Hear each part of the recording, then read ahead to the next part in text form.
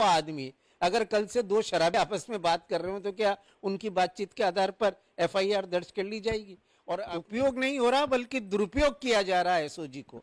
और मजे की बात है, बेशर्मी से लोग ये कह रहे हैं, मंत्री तक ये कह रहे हैं, मुख्यमंत्री ये कह रहे हैं कि वे निष्पक्ष काम कर रही है, चल रही है। आपको ध्यान होगा कि लोकसभा में भी 5 सांसदों को खरीदा गया था और उनके विरुद्ध मुकदमा दर्ज हुआ था, और साथ में उसमें षड्यंत्र करने में अमर सिंह को गिरफ्तार भी होना पड़ा था कि उन्होंने पैसे देकर सांसदों को खरीदा था। ये एफआईआर देशद्रोह की धारा में दर्ज की गई है। देशद्रोह की धारा वो है जिसके लिए आजादी से पहले कांग्रेस का ये कहना था कि इस धारा को स्वतंत्रता के बाद हटा दिया जाएगा। नमस्कार। राजस्थान की राजनीति में जो बड़ा उठापटक है, आज उस पर बातचीत करने के लिए हमारे साथ एडवोकेट ए.के. जैन मौजूद हैं। जैन साहब, बड़ा उठापटक चल रहा है, इस बीच में एक एसओजी में एफआईआर दर्ज हो रही है, क्या कुछ है उस एफआईआर के अंदर?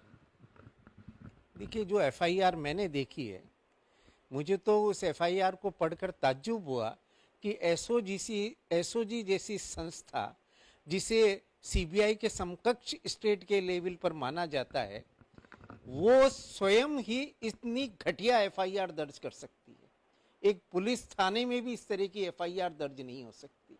ये एफआईआर देशद्रोह की धारा में दर्ज की गई है। देशद्रोह की धारा वो है जिसके लिए आजादी से पहले कांग्रेस का ये कहना था कि इस धारा को स्वतंत्रता के बाद हटा दिया जाएगा। किसी भी सरकार के मुख्यमंत्री या मंत्री को बदलना या उस सरकार को गिराकर उसी तंत्र में दूसरी सरकार लाना किसी भी दृष्टि से धारा 124A का अपराध नहीं बनता है। धारा 124A का अपराध तब बनता है जब जिस तंत्र से, जिस संविधान के तहत वो सरकार बनती है, उसको मुख्य रूप से वायलेंस द्वारा उखाड़ फेंका जाए, अर्थात चुनी हुई सरकार को जैसे वायलेंस से हटाया जाए या पार्लियामेंट्री फॉर्म को बदल के जबरदस्ती दूसरा फॉर्म या कम्युनिस्ट फॉर्म लाने की कोशिश की जाए, तब धारा 124A की अपराध बनता है। या ये कहा जाए कि इस सरकार के आदेशों को मत मानो, इस सरकार के खिलाफ विद्रोह कर दो। यदि 124A में अपराध दर्ज किया गया तो इसका क्या मतलब है कि जो भी विधायक या मंत्री जिनके नाम इसमें आ रहे हैं वो सब देशद्रोही हो गए। और यदि वो देशद्रोही हो गए तो क्या इस देश में या इस व्यवस्था में इस तरीके से रहने का उनको अधिकार है?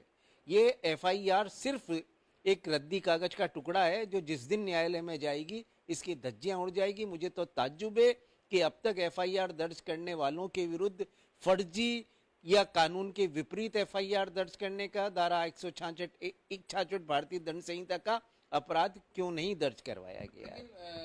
बात इसमें आ रही है कि साजिश की गई, उन लोगों के फोन टेप किए गए, तो देशद्रोह की धारा तो लगा दी, लेकिन 120B भी तो लगी हुई है। देखिए, 120B अपने आप में कोई अपराध नहीं है। 120 ये है कि देशद्रोह में षड्यंत्र करके शामिल हुए, वो एक षड्यंत्र का धारा है। 120 अपने आप में कोई इंडिपेंडेंट अपराध इस तरीके से नहीं है। अगर कोई हत्या होती है और उसमें भी षड्यंत्र होता है तो उसमें भी 120B लगती है। मामूली मारपीट होती है और उसमें भी षड्यंत्र होता है तो उसमें भी 120B साथ लगती है। अपराध जो है वो 124A लगाया गया है और देशद्रोह का षड्यंत्र करने का अपराध लगाया गया है। तो इसका मतलब तो राजेंद्र सिंह राठौड़, सतीश पूनिया और गुलाब चंद कटारिया और यहाँ तक कि केंद्र सरकार के मंत्री तक भी देशद्रोही हो गए। इतनी ज्यादा बड़ी मजाक, इतनी भद्दी मजाक मैंने अपने लीगल कैरियर में कभी नहीं देखी कि एक सरकार इस तरीके से, एक बड़ी संस्था स्वयं 124A का अपराध इस तरीके से कैसे दर्ज कर सकती है। क्या ये अगर सिद्ध कर पाए, क्योंकि पहले तो आप कह रहे हैं कि अपने आप ही क्लैश हो जाएगी, लेकिन अगर ये सिद्ध कर पाए तो फिर तो जिन जिन के नाम, क्योंकि मुख्यमंत्री अशोक गहलोत को और उप मुख्यमंत्री दोनों को नोटिस देके उनको भी बुलाया गया। 160 के तहत नोटिस दिलाना कर बुलाना भी अपने आप में एक अजीब सी बात है। मुख्यमंत्री 70 साल के हैं। कानून के अनुसार 65 वर्ष के से बड़े व्यक्ति को पूछताछ के लिए नहीं बुलाया जा सकता, उसके घर जाकर ही पूछताछ करनी पड़ती है। और एसओजी जिन लोगों को नोटिस दिया है वो 65 साल से ऊपर है। दूसरा, 160 दंड प्रक्रिया संहिता में सिर्फ अपने क्षेत्र में रहने वाले लोगों को ही बुलाया जा सकता है। उसमें आपको स्पष्ट करना पड़ेगा कि किस तरीके से आप मानते हैं कि उनको उस अपराध के बारे में कोई जानकारी है। ऐसा कोई हवाला 160 के नोटिस में नहीं दिया गया है और 160 का नोटिस अपने आप में गैर कानूनी है। इन सब लोगों से अगर पूछताछ करनी थी तो इनके घर जाके करनी थी और उससे पहले उनको ये बताना चाहिए था कि हम क्यों मानते हैं कि आपको इस मामले में कोई ना कोई जानकारी होगी। पूरे विवरण उनको दिया जाना आवश्यकता। ये सिर्फ खुला दुरुपयोग है सत्ता का और इससे अधिक कुछ नहीं है। जहां तक 124 ए की बात है, अरुण जेटली पर भी 124 ए में मुकदमा दर्ज किया गया था उत्तर प्रदेश में।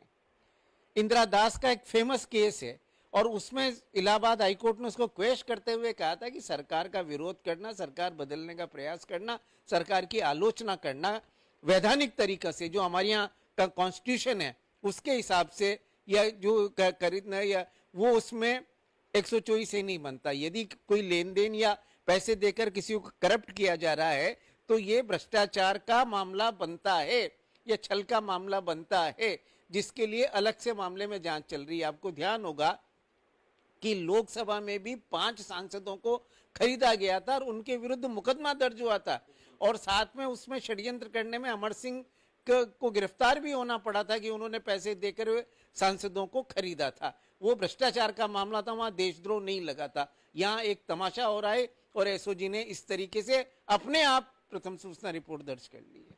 मतलब कुल मिला के मान के चलें कि सत्ता का पूरा उपयोग अब एसओजी पे भी होने लगा है। उपयोग नहीं हो रहा बल्कि दुरुपयोग किया जा रहा है एसओजी को। और मजे की बात है, बेशर्मी से लोग ये कह रहे हैं, मंत्री तक ये कह रहे हैं, मुख्यमंत्री ये कह रहे हैं कि वे निष्पक्ष काम कर रही हैं। खुलेआम कानून की धज्जियां उड़ रही हैं, 160 की धज्जियां उड़ रही हैं। एफआईआर के प्रोविजंस, एफआईआर तब दर्ज की जाती है जब प्रथम दृष्टया कोई संज्ञेय मामला बनता। प्रथम दृष्टया देशद्रोह का मामला इस एफआईआर के पढ़ने से कैसे बनता है, ये विधि का प्रथम वर्ष का छात्र है वो भी कह सकता है कि भाई ये देशद्रोह तो कहीं बनता ही नहीं है आज तक जितने भी जजमेंट आए। और एसओजी जैसी संस्था उसमें देशद्रोह का मुकदमा अपने आप दर्ज कर रही है।